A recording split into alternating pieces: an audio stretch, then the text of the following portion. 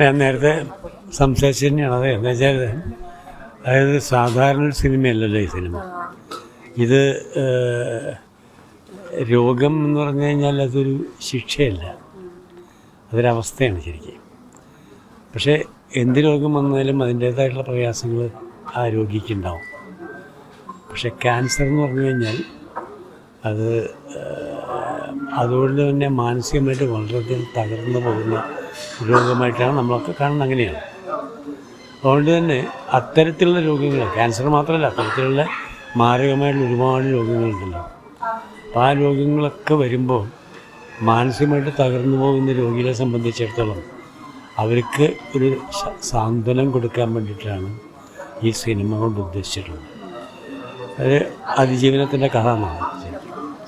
തീർച്ചയായിട്ടും അത് ഒരു സമൂഹത്തിനോട് ചെയ്യുന്ന വലിയൊരു കടമയാണെന്ന് എനിക്ക് തോന്നുന്നു. ഇത്തരത്തിലുള്ള രോഗങ്ങൾക്കും വരുന്ന രോഗികൾക്ക് മാനസികമായിട്ട് തകർന്നു പോകാതെ അതിനെ തകർന്നു പോകുന്നതിന് പകരം അതിനോട് എതിർത്ത് നിന്ന് ഒരു ധൈര്യത്തോടുകൂടെ അതിനെ ഫേസ് ചെയ്യാനുള്ള ഒരു സൗകര്യം അല്ലെങ്കിൽ ഒരു ബൂസ്റ്റിംഗ് കൊടുക്കുന്ന സിനിമയാണ് ഈ സിനിമ. പിന്നെ തീർച്ചയായിട്ടും നമുക്ക് ഈ സൊസൈറ്റിക്ക് ആവശ്യമുള്ള ഒരു കമേഴ്ഷ്യൽ മൂവിയല്ല, ഒരു ട്രീറ്റ്മെൻറ്റാണ് ശരിക്കും ഈ സിനിമ എന്നാണ് ഞാൻ പറയാൻ ഉദ്ദേശിക്കുന്നത്. തീർച്ചയായിട്ടും അത്തരത്തിലുള്ള രോഗികൾക്ക് ഒരു വലിയ സഹായവും സപ്പോർട്ടുമായിട്ട് മാറാൻ ഈ സിനിമയ്ക്ക് കഴിയുമാറാകട്ടെ എന്നാണ് എൻ്റെ പ്രാർത്ഥന. ഒന്ന് സന എന്ന് പറഞ്ഞ സിനിമയാണ്. സനയും ഇതുപോലെ ഞാൻ ഏകദേശം ഒരു സിനിമയാണ്. അതായത് സന ഒരു ഓട്ടിസം ബാധിച്ച കുട്ടിയാണ് അതിൻ്റെ അകത്തുള്ള മെയിൻ ക്യാരക്ടർ. അതാണ് സന എന്നാണ് സിനിമയുടെ പേര്. അതാണ് ഒരു സിനിമ കഴിഞ്ഞിരിക്കുകയാണ്, അത് റിലീസ് ചെയ്യാൻ ഉള്ള ഒരു ഒരുക്കത്തിലാണ് അഭിനയിക്കുന്നത്. പിന്നെയുള്ള സിനിമ എന്ന് പറഞ്ഞാൽ ഞാനിപ്പോൾ ചെയ്തുകൊണ്ടിരിക്കുന്നത് ആസാദി എന്ന് പറഞ്ഞ സിനിമയാണ്. അത് കുറച്ച് വർക്കുകൾ ബാക്കിയുണ്ട്, അത് കഴിഞ്ഞുണ്ട്. പിന്നെ ഒരു എന്താണ് റോസ്ലിൻ അത് നമ്മുടെ പഴയ ഡാൻസർ വിനീതും മീനയൊക്കെ കൂടി ചെയ്യുന്ന സിനിമയാണ്. അതിൻ്റെ അകത്തും ഒരു സിനിമ ചെയ്തിട്ടുണ്ട്, അതും കഴിഞ്ഞിരിക്കുകയാണ്. അങ്ങനെ 3-4 സിനിമയുണ്ട്. ഈ പക്ഷേ പ്രത്യേകിച്ച് പറയാനുള്ളൊരു സിനിമ വരാൻ പോകുന്നതെന്ന് വെച്ചാൽ, ഞാനിപ്പോൾ ഈ മുമ്പുണ്ടായിരുന്നതിനേക്കാൾ കൂടുതൽ താടി വളർത്തിയിട്ടുണ്ട്. ഇപ്പോൾ എന്താ ചോദിച്ചില്ല നിങ്ങൾ എൻ്റെ അടുത്ത്.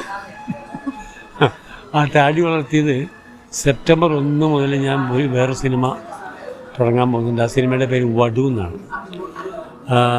മനോജ് ഗോവിന്ദൻ എന്ന് പറഞ്ഞ പ്രൊഡ്യൂസറാണ് പ്രൊഡ്യൂസ് ചെയ്യുന്നത്. വടു എന്ന് പറഞ്ഞാൽ അർത്ഥം സാധാരണ നമ്മൾ അവിടെയൊക്കെ പറയുന്നത് വടു എന്ന് പറഞ്ഞാൽ ഒരു മാർക്കാണ്. ഒരു തല്ല് കൊണ്ടാൽ ഒരു മാർക്കുണ്ടാവും, ഒരു സർജറി ചെയ്ത് കഴിഞ്ഞൊരു മാർക്കുണ്ടാവും. അതിനൊരു വടുകൊണ്ടിരിക്കുക എന്നാ പറയാം. അതാണ് സിനിമയുടെ പേര്. അതിലെ മെയിൻ ക്യാരക്ടർ ചെയ്യുന്നത് ഞാനാണ് ത്രൂ ഔട്ട്. പിന്നെ എൻ്റെ കൂടെ അതുപോലെ നല്ല ക്യാരക്ടർ ചെയ്യുന്ന എൻ്റെ മകനാണ്. ഞങ്ങൾ സിനിമയിലും അച്ഛനും മകനായിട്ട് അഭിനയിച്ചുകൊണ്ടിരിക്കുകയാണ്. അല്ല, ഞാൻ അച്ഛനും മകനായിട്ട് അഭിനയിച്ചിട്ടില്ല. പക്ഷേ ഒരു ക്യാരക്ടർ, ചെറുപ്പം ക്യാരക്ടർ മകനും അതിൻ്റെ പ്രായമായത് ഞാനും ചെയ്തിട്ടുണ്ട്. പക്ഷെ അച്ഛനും മകനായിട്ട് അങ്ങനെ ചെയ്തിട്ടില്ല, ആദ്യമായിട്ടാണ്. അതും എനിക്ക് അല്ല, സെപ്റ്റംബറിൽ തുടങ്ങാൻ പോകുന്നുള്ളൂ. ഷൂട്ടിംഗ് തുടങ്ങി സെപ്റ്റംബറിൽ തുടങ്ങാം. അത് ഈ പ്രദേശത്ത് തന്നെ ഷൂട്ട് ചെയ്യാം. അത് എനിക്ക് തോന്നുന്നൊരു വളരെ പ്രത്യേകതയോടുകൂടിയൊരു സിനിമയാണ്. കാരണം അച്ഛനും മകനും ഒരേ വീട്ടിലിരുന്ന് തമ്മിൽ ആശയപരമായിട്ട് ഒരുപാട് വ്യത്യാസങ്ങളുള്ള ഒരച്ഛനും ഒരു മകനുമാണ് അതിൻ്റെ അകത്ത്. അതിൻ്റെ ക്ലാഷ് ഉണ്ട് അതിൻ്റെ അകത്ത് ശരിക്കും. പക്ഷേ ഏറ്റവും അവസാനം വരുമ്പോൾ നമുക്ക് മനസ്സിലാവും അച്ഛൻ തന്നെയാണ്, മകൻ തന്നെയാണ്. മറ്റെന്താ ആശയങ്ങൾ ഉണ്ടായിക്കഴിഞ്ഞ് കഴിഞ്ഞാലും ആ ബന്ധത്തിൻ്റെ ഒരു മൂർച്ചയും കൂടി നമ്മൾ അതിൻ്റെ അകത്ത് കാണിക്കുന്നുണ്ട്. അതിൻ്റെ അകത്ത് ആ ഒരു അച്ഛനും മകനും തമ്മിൽ എന്താ ആശയപരമായിട്ടുള്ള വ്യത്യാസം ഉണ്ടെങ്കിലും അച്ഛനാണ് മകനാണ് എന്നുള്ളതിൻ്റെ ഒരു തോന്നൽ രണ്ടുപേരിലുണ്ടാവും ഇങ്ങനെ. അപ്പോൾ അതുകൂടി കാണിക്കുന്നൊരു സിനിമയാണ്. ഞാൻ വളരെ പ്രതീക്ഷയോടുകൂടെ കാണുന്നൊരു സിനിമയാണ്. വളരെ ഒരു സൊസൈറ്റിക്ക് മിക്കവാറും എനിക്ക് തോന്നുന്നൊരു ഇതുപോലത്തെ ഒരു സന്ദേശം കൂടെ കൊടുക്കുന്നൊരു സിനിമയായിരിക്കും മിക്കവാറും. ബന്ധങ്ങൾ അറ്റുപോകുന്നൊരു സന്ദർഭമാണ് ഇപ്പോൾ. ആ ബന്ധങ്ങൾ എത്രത്തോളം ശക്തമായിട്ട് കൂട്ടിപ്പിടിക്കേണ്ടതാണ് എന്നുള്ളതിൻ്റെ ഒരു മെസ്സേജും കൂടെ സിനിമയുടെ അകത്ത് ഉണ്ടാവും എന്നുള്ളതാണ് എൻ്റെ പ്രതീക്ഷ.